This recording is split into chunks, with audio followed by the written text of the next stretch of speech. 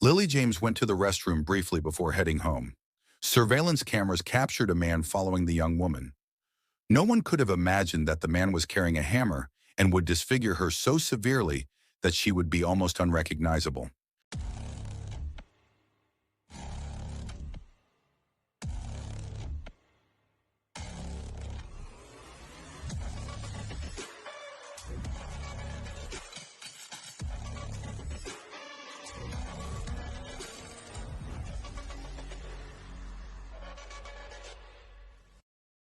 Lilli James was born in May 2002 in New South Wales, Australia.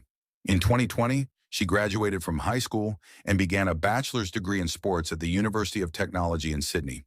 To support herself, she worked part-time as a water polo coach at St. Andrew's Cathedral School. She had a great relationship with the students, who appreciated her calmness and friendliness. Lilli was an enthusiastic athlete and especially enjoyed participating in swimming and dance competitions, achieving numerous successes in her youth. Additionally, Lilli was a talented actress who expressed herself creatively. Her friends described her as a selfless person who always put others' needs above her own and was funny, kind, and motivating. On October 25, 2023, the day started like any other. Around noon, she went to her job at St. Andrew's Cathedral School, where she spent a few hours training the students.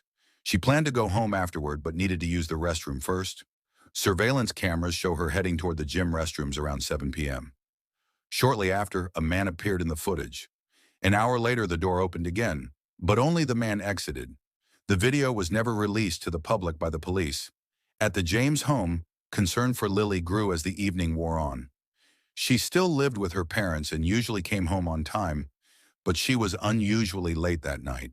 Her parents texted her to check if everything was okay, but Lilli didn't reply, which was unlike her. Concerned, Lilli's parents reported her missing. Shortly afterward, Lilli's father received a message from her, asking if he could pick her up from school. This struck him as odd since his daughter usually came home on her own. He immediately headed to the school. Upon arrival, he saw several police cars, confirming his worst fears. However, he was initially not told what had happened and was denied entry to the school. At this point, the police themselves weren't entirely sure what had transpired, though they suspected something terrible had occurred. Officers searched the premises and initially found nothing until they made a horrifying discovery in the gym restrooms. The body they found had such severe head injuries that it was unrecognizable and could not be immediately identified. At that moment, neither the police nor Lilli's father knew that the body they had found was Lilli.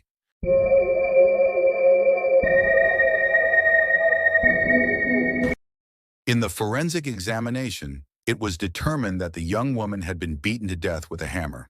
Shortly afterward, her family identified her as Lilli James. The family, the community, and her school were shocked. This cheerful young girl had been brutally taken from life, and her killer was still at large. Many parents of students were concerned for their children's safety, and rumors started to spread. Soon, the name Paul Thijssen emerged. Paul, born in the Netherlands, grew up as an only child. Between 2015 and 2017, he attended St. Andrew's Cathedral School and returned to work there briefly as an assistant sports coach after studying abroad. By 2020, he was working as a cricket and hockey coach and coordinating the school's after-school program while pursuing a master's degree in sports education. His roommates described him as polite, but messy and somewhat aloof. Some female students reported feeling uncomfortable around him, especially the girls. Paul occasionally exhibited questionable behavior and had an arrogant, narcissistic manner. Lilli and Paul met at the school and began a relationship in September 2023, though only close friends and family were aware. After 5 weeks, Lilli ended the relationship, which Paul struggled to accept, deeply bruising his ego. Police estimated that the murder occurred between 7 p.m. and 8 p.m. An anonymous caller reported the murder 4 hours later, and as rumors and tips circulated, Paul, Lilli's ex-boyfriend, quickly became the prime suspect. However, Paul was nowhere to be found when officers visited his apartment. The call was traced to Diamond Bay Reserve, a cliffside area near the school. Security footage captured Paul's car there at 8:47 p.m., just after Lilli's death. The video showed him walking along the road with a plastic bag, then later returning without it. getting back in his car and driving off around 10 p.m. The next day, Paul's body was discovered at the base of the cliffs. He had taken his own life. Nearby, police found a hammer, the murder weapon, discarded in a trash can. Although it was now clear that Paul had killed Lilli, his suicide left the family with many unanswered questions. Police continued to reconstruct the events, hoping to shed light on the case and provide the family with some closure.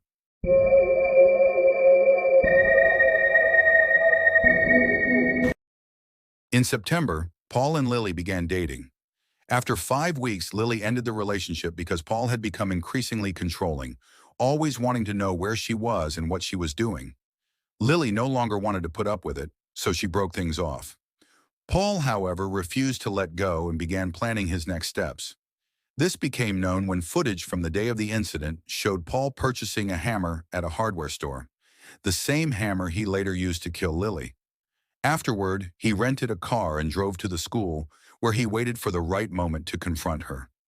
Around 7 p.m., cameras recorded both Lilli and Paul separately as they walked toward the restroom.